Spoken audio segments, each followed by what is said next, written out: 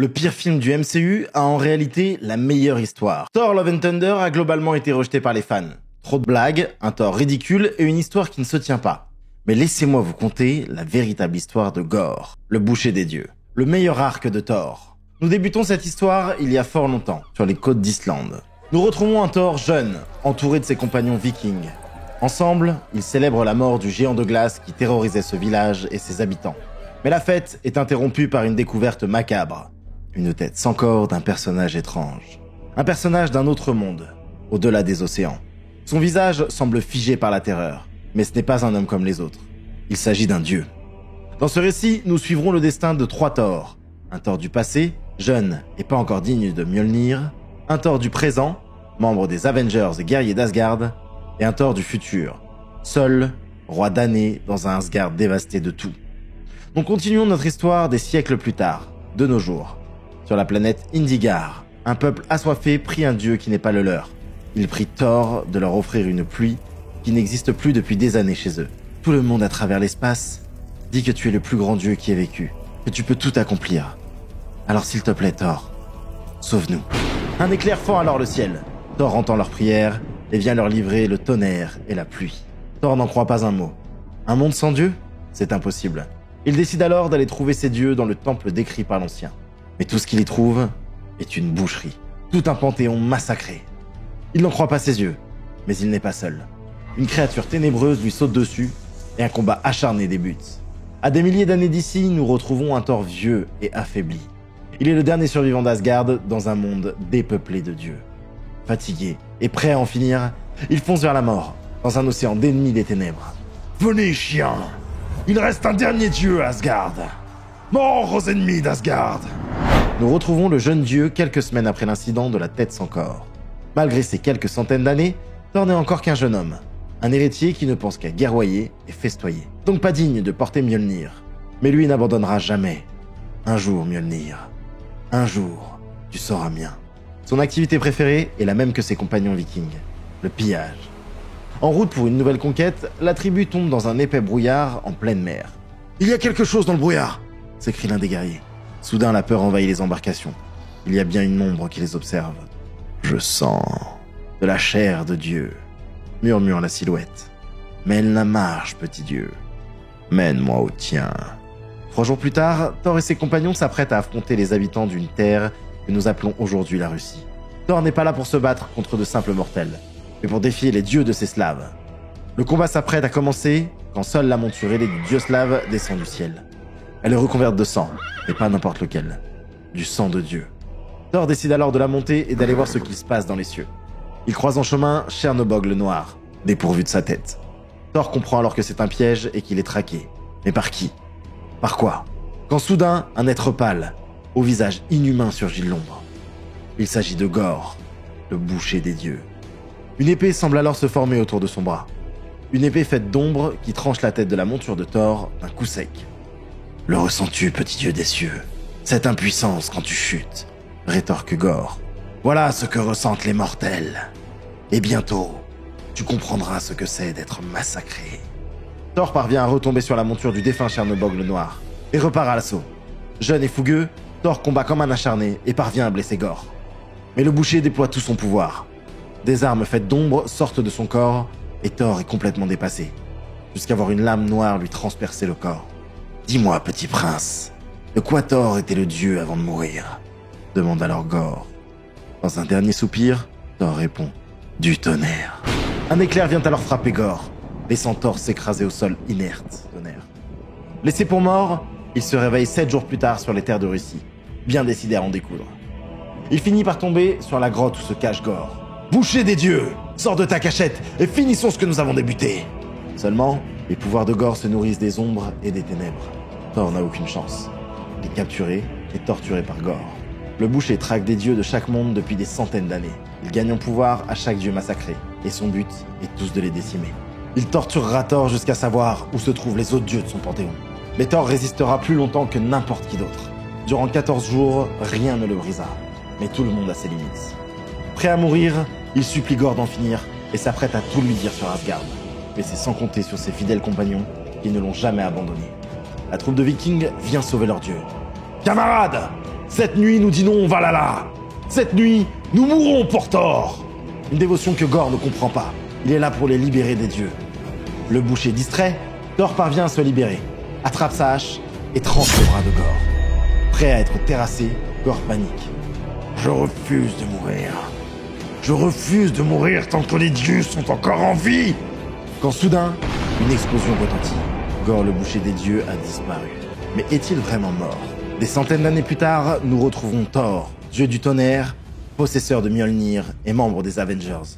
Après avoir découvert le massacre du panthéon entier des dieux de la planète Dingar, il arrive enfin à vaincre la créature des ombres laissée sur les lieux du crime. Il le sait, il ne peut s'agir que du boucher des dieux. Thor décide alors de suivre la trace des dieux morts pour le retrouver. Il se dirige donc à Omnipotent City, centre névralgique de tous les dieux de l'univers depuis 12 milliards d'années. Il se dirige tout droit dans la bibliothèque du tout-savoir.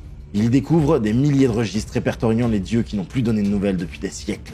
Il commence alors son investigation, un monde à la fois, pour ne découvrir que des dieux morts, dont personne n'a remarqué l'absence. Personne à part lui, et à chaque découverte, une créature des ténèbres à détruire. D'un carnage à l'autre, il finit par tomber sur un ami, Faligar le Behemoth. Un être pourtant jugé comme combattant hors pair, mais pourtant vaincu par Gorr. Thor s'en veut, il pense que tout est de sa faute, tous ses morts. Boucher des dieux! Est-ce que tu m'entends? Combien de tes chiens des ténèbres dois-je démembrer pour que tu viennes m'affronter? Espèce de lâche! Tu veux tuer des dieux? Viens m'affronter. Viens tuer Thor si tu l'oses. Il décide donc de retourner là où tout avait commencé. La grotte en Russie, où il avait été torturé par Gorr. Mais cette grotte, il ne l'oubliera jamais. C'est la grotte où le dieu boucher lui a appris la peur. Dans l'ombre se cache quelqu'un. Boucher des dieux! Ta cabale est terminée. Mais ce n'est pas Gorr, c'est autre chose. Qui es-tu? Et pourquoi te caches-tu ici dans cette caverne? Je me cache de lui. Dans le dernier endroit où il ira me trouver. Tu ne te rappelles pas ce qui s'est passé ici? Tout ce qu'il a fait. C'est à cause de ce que tu lui as fait dans cette grotte. Tout est de ta faute, Thor. Les dieux meurent par ta faute. Shadrax est le dernier de son panthéon. Gorr l'a forcé à regarder tous ses semblables mourir devant lui. Il a vu l'arme des ombres de Gorr ne faire qu'un avec lui. Sa puissance est désormais sans limite. Mais pendant ces longs moments de torture, il a entendu un mot qui peut aider Thor. Un mot arraché à ses semblables. Chronux. C'est pourquoi ensemble, ils retournent à Omnipotent City. Ce lieu normalement inaccessible des mortels est attaqué par les chiens de Gorr. Thor arrive juste à temps pour sauver ce qu'il reste à sauver. Et il apprend que Chronux n'est pas un dieu, mais un lieu. Le monde des dieux du temps. Des dieux du temps massacrés par Gorr. Les dieux du temps sont des êtres paisibles, prenant soin du flux temporel. Gorr, lui, a besoin de revenir au commencement, là où tout fut créé, car il rêve d'un monde sans dieu. C'est pourquoi il dessine tous les dieux du temps et verse leur sang dans la piscine de l'éternité. Un voyage qui l'emmène 14 milliards d'années dans le passé, à la rencontre du tout premier dieu de l'univers. Un dieu seul dans le néant, qui d'une larme créa des mondes entiers. Pas de quoi émouvoir Gorr, qui décide de revenir de ce passé avec le cœur fumant de cet ancien dieu. Désormais, tout ce dont j'ai besoin, de quelques siècles de tranquillité, ainsi que la place de construire, et des esclaves, énormément d'esclaves. C'est alors que le tonnerre gronde, et que Mjolnir frappe Gorr. Boucher des dieux, prépare-toi à connaître la fureur de Thor. Mais encore une fois, le boucher était trop puissant, et Thor n'a rien pu faire. Pendant 2000 ans, j'ai tué des dieux. Un par un, je n'ai fait aucune menace, aucune demande. J'ai simplement tué chaque tyran immortel que j'ai croisé. Mais tu m'as fait sortir des ténèbres, Thor. Tu m'as appris que je ne pouvais plus faire ça seul. Tu pensais m'avoir tué dans cette cave, mais au contraire, tu as sauvé mon rêve. Et pour ça, je t'en serai éternellement reconnaissant. Tu seras le dernier à mourir. Les intentions de Gorr sont claires. Tous les dieux doivent mourir, sans exception. Et pour cela, il a un plan. Alors que Thor est impuissant, Gorr lui donne rendez-vous dans le futur et plonge dans la piscine de l'éternité. Il disparaît. Mais le dieu du tonnerre récupère son marteau et fonce à sa poursuite. Aucun univers n'est assez grand pour te cacher de Thor. Lui aussi, à son tour, disparaît. Des milliers d'années plus tard, nous retrouvons notre Thor millénaire. Après avoir tenté de se sacrifier au combat face à des milliers de créatures démoniaques qui entourent un Asgard dépeuplé, il répète un cycle de souffrance qui ne se finit jamais, et est ramené sur son trône. Thor est maudit, destiné à regarder le monde des dieux s'éteindre devant ses yeux impuissants. Usé, il décide de forcer sa mort en retournant une dernière fois au combat. Tu m'entends, Gorr? Tu as gagné. Je suis trop vieux, trop fatigué. Je ne peux plus te combattre. Je n'en peux plus. Quand soudain, dans un flash, apparaît de nulle part un Thor d'une autre époque. Le Thor d'il y a quelques milliers d'années, celui des Avengers. Ensemble, ils combattent l'armée de Gorr qui décide finalement de se retirer. Thor demande alors Le boucher des dieux, où est-il? J'étais juste derrière lui. Tu es apparu au même endroit que lui, mais avec 900 ans de retard, mon garçon. Et depuis, il a eu du travail. Le comic suivant s'attarde sur les origines de Gore. Il y a 3000 ans, sur une planète inconnue naissait Gore. Une planète hostile, sèche et aride. Gore n'y a connu que des tragédies. Il perdit tous ceux qu'il aimait au fil des années. Des proches qui avaient en commun de mettre leur destin entre les mains des dieux. Usé par les coutumes de son peuple alors qu'il enterre son fils, Gore ne croit plus en ces dieux qui sont censés les protéger. Blasphématoire, il se fait rejeter par sa tribu. Alors qu'il erre seul dans le désert, attendant la fin, un projectile tombe du ciel et s'écrase près de lui. Dans le cratère, 2 dieux qui s'affrontaient. Ébahi, il réalise qu'il existe bel et bien des dieux, ce qui le rend foudrage. Le dieu noir au sol est Knull, dieu des symbiotes et possesseur de la Necrosword. Une arme dotée d'une conscience qui choisit de se lier à Gore et sa haine envers les dieux. Après avoir tué son premier dieu, il quitte sa planète de l'essence et démarre son carnage. De retour dans le futur, nous comprenons que l'arme a pris totalement possession de Gore, ne mange et ne dort plus. Il n'est qu'une ombre emplie de haine. Dans sa folie, il s'est créé une famille, à l'image de celle qu'il a perdue. Gore utilise la piscine d'éternité pour ramener le Thor jeune qu'il a combattu à son époque, afin de le mettre en esclavage, et lui offrir une place de choix dans la destruction de tous les dieux ayant un jour existé.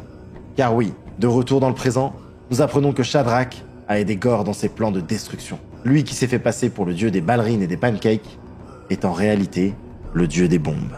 Une bombe tueuse de dieux. Une bombe créée dans le monde de Gore par une armée de dieux esclaves. On y retrouve le jeune Thor. Il se retrouve entouré de dieux désabusés, esclavagés depuis des centaines d'années. Il fait également la connaissance du fils de Gore, un enfant qui possède les pouvoirs de Gore et qui voit en son père un héros qui va sauver l'univers.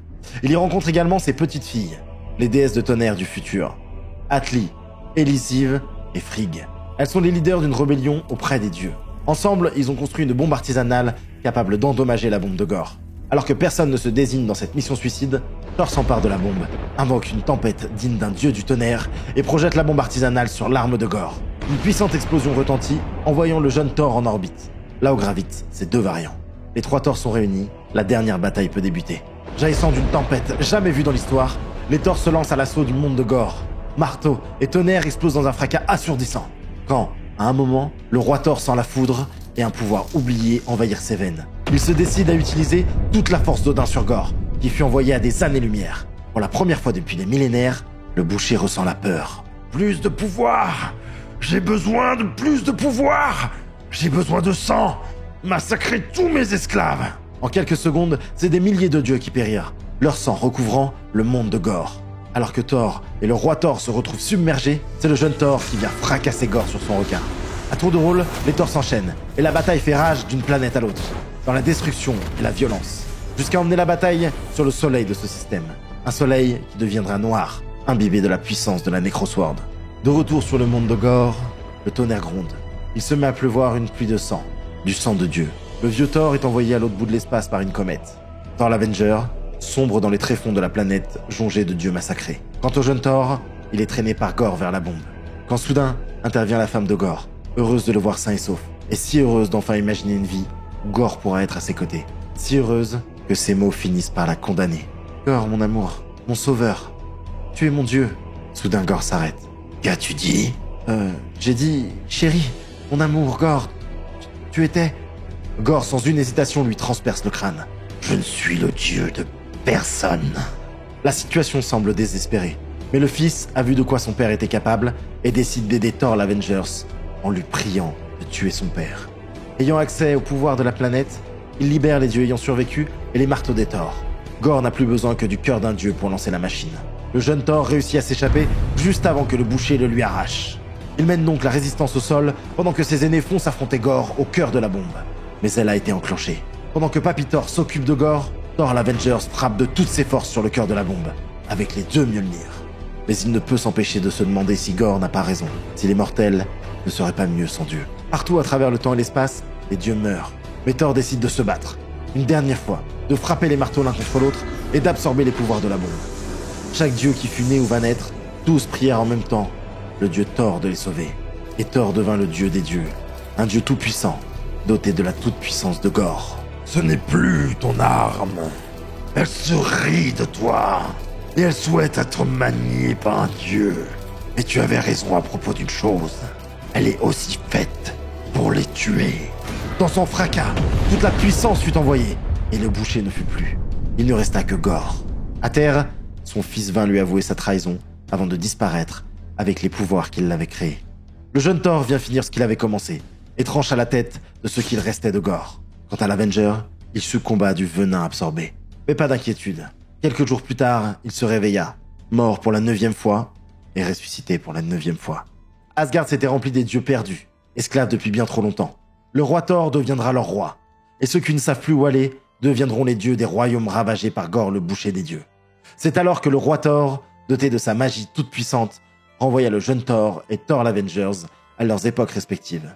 Et c'est ainsi que Thor vainquit Gorr le boucher des dieux, ennemi le plus redoutable qu'il n'ait jamais rencontré. J'espère que cette aventure vous a plu. Si vous avez aimé le format, n'hésitez pas à vous abonner, et si vous en voulez d'autres, dites-le moi dans les commentaires. Je recommencerai avec plaisir. Ciao!